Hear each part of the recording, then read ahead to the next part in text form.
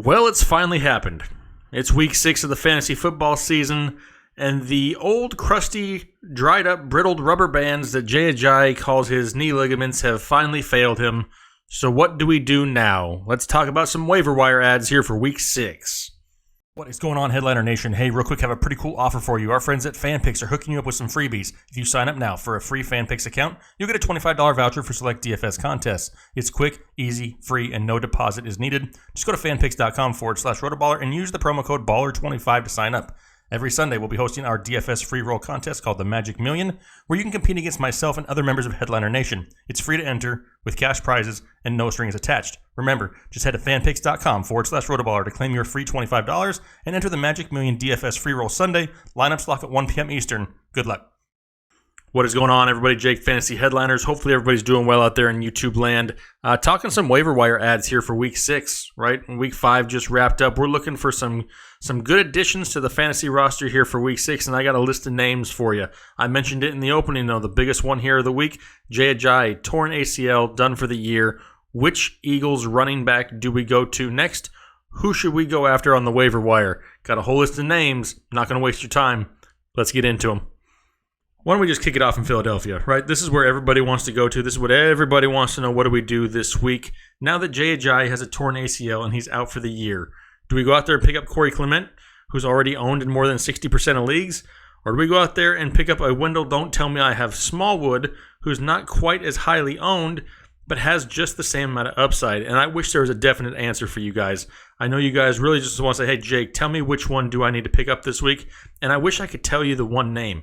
It's going to be a committee going forward in Philadelphia. It really is, especially once Darren Sproles comes back and he gets healthy. He's going to assume some of this pass-catching role in this offense, but all these guys are going to be, involved. Right now, to me, Wendell Smallwood is the leader in the clubhouse. If I had to go out there and pick up one of them, it would be Wendell Smallwood. He's the only one not coming off an injury or dealing with an injury currently. He's averaged over 6 yards per carry. He seems to be the goal line back going forward, and he's earned the right for more touches in this offense. Like I said, he's produced decent numbers with what he's been given so far this year. He looked like the best back last week, and I expect him to get the initial workload. It's his job to kind of lose at this point. It is a short week this week. If you pick him up, they'll be playing on Thursday night against the Giants. Is he a definite must-start if you grab him? It really depends on your roster type. Personally, though, like I said, I'm picking up Wendell Smallwood this week.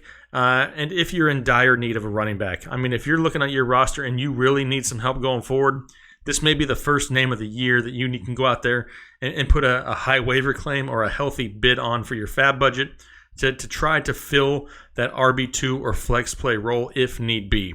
If that's what you need, you're going to have to spend some money or a high waiver claim to get him. It's all over the news. Everybody knows about Jay Ajayi. Wendell Smallwood's going to be probably the most sought-after guy in the waiver wire world this week. And if you're going to want to get him, you're going to have to put a healthy chunk of money down, probably somewhere close between 30 and 40% of your fab budget, anywhere from the number 1 to 3 waiver claim in order to get him. Really depends on the team's needs. Like I said, it's not a slam dunk that this guy goes out there and gets 20 touches a week. That's the only thing holding him back from people dumping even a bigger number for their waiver wire fab budget or waiver order number. This guy is going to be the top target for the week, though. Definitely somebody you need to pay attention to. If you're looking for a running back, I'm going Wendell Smallwood. He's a little bit less owned. And Clement coming off a quad injury, you never know what could happen with that going forward. Give me the guy who's the healthiest right now, and that's all you can do. Next guy I got on the list is going to be a wide receiver for the New Orleans Saints, and you saw him big time on Monday night. He only had 3 catches, but he made them count. Let's talk about Tre'Quan Smith of the New Orleans Saints. Like I said, he only had 3 catches, 111 yards and 2 touchdowns, but I've been talking about this guy for a very long time, all the way back to the preseason. This guy has the talent. He has the ability to go out there and be a legit wide receiver, too, for the New Orleans Saints. He's kind of been buried on the depth chart. Ted Ginn was injured this week. He didn't play. Cameron Meredith was probably going to be the next in line to get that. Cameron Meredith had a decent game. Fumbled there late in the game. Didn't really matter because they were up by so much. But Tre'Quan Smith is the one who's taking advantage of the opportunity he's getting. It's somebody that Drew Brees trusts on the deep ball. And if this can progress, you're looking at somebody with a wide receiver 2, solid flex play, with a wide receiver 2 upside from a week-to-week basis in one of the most high-powered offenses in football. I mean, Drew Brees broke the Peyton Manning record here for most all-time passing yards. It's something that's going to continue on a weekly basis. This is not a fluke that Drew Brees is all of a sudden throwing the football. It's going to continue. If you're looking for somebody to stash on the bottom of your bench with some high upside from the wide receiver position, go out there, take a look at Tre'Quan Smith, and if you got a roster spot available, he's definitely worth the ad this week. Another popular name a lot of people are talking about here recently is Foreman of the Houston Texans, and he's still on the PUP list. He's not coming back yet this week, but he is a couple weeks away. They're talking about an early to mid-November date for him to return, and it's definitely something to think about. If you have a spot on the bottom of your bench and you're kind of just looking for a lottery ticket, Foreman is worth a look. Now, Alfred Blue didn't look horrible this past week. Lamar Miller is obviously not going to be efficient in this offense. I believe the coaching staff's starting to lose faith in Lamar Miller. And then I think by the production you saw from Alfred Blue this week, it only hurt Lamar Miller's chances because Alfred Blue went out there and had a better game than Lamar Miller's had all season. Now, Foreman showed flashes at time last year. Right? We saw him with a huge, touchdown run from time to time. He's explosive. He's a powerful back. He's coming off a major injury. A torn Achilles is nothing to mess with. Talking with other people who've dealt with this injury in the industry, I mean, they're saying this is not a guarantee that this dude comes back and is the same player he was beforehand. There's that chance that he just doesn't have that explosiveness anymore. We don't know, though. We're not going to know until we get him on the football field. Is he going to be somebody who comes in there his first week back and touches the ball 10 to 15 times? Absolutely not. But if you have a spot or you have a deep league where you're just looking to fill a need at the end of your bench, he's worth a stash. It could be somebody late in the season, maybe in the playoff run, they give you a couple big weeks and you'll help carry your team there towards the end of the season.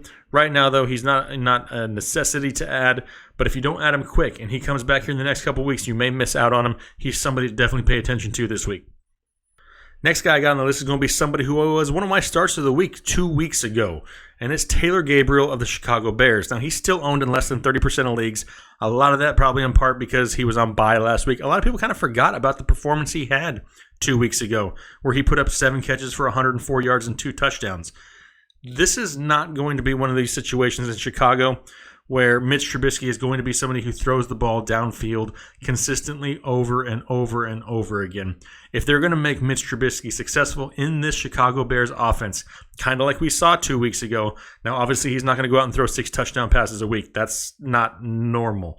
But they're going to have to live on the short passes. The Tariq Cohens, the Taylor Gabriels, they're going to thrive in this offense if they can keep Mitch Trubisky to short to intermediate routes. Now, this is going to hurt the likes of like Allen Robinson's, but the Taylor Gabriels are somebody who on a weekly basis, they don't need to go out there and catch 10 balls to be productive. However, if they're getting in this 5 to 8 range of catches every week, they always have that potential to break a big one that gives them the high touchdown upside with the volume. I love Taylor Gabriel. He's got some great matchups coming up here in the coming weeks. And he's somebody who I believe you could pick up this week and start as a flex play and not have too much worries with it. I expect his ownership to shoot up here after this week. Maybe the last time we talk about him on this show because he'll get over that 50% threshold. But definitely, you need some wide receiver help. Taylor Gabriel is somebody to definitely go out there and take a look at. Maybe you're in need of a tight end, right? You're looking for somebody. There's not a whole lot of options at tight end. Typically, you got those big names at the top. You got the Gronks, the Kelseys, the Ertz, and then after that, it's a big jumbled mess of streaming options and inconsistencies. There's not a whole lot of solid tight ends, and if you're sick of doing that, Cameron Brate is somebody you need to go out there and pay attention to and look at. This is Jameis Winston's top red zone target. He has been, ever since he's been paired up with Jameis Winston. Winston does not look for O.J. Howard. He looks for Cameron Brate, and he looks for them a lot in the red zone. If you're sick of streaming from week to week and you're looking for a consistent play, Brate is fringe tight end 1 when playing with Jameis Winston, and he's somebody that's available in a large majority of leagues. If you're looking for some tight end help or you're just sick of streaming and trying to find some consistency there in your lineup, Cameron Brate is somebody you need to go out there, take a look at, pick him up, throw him on your roster.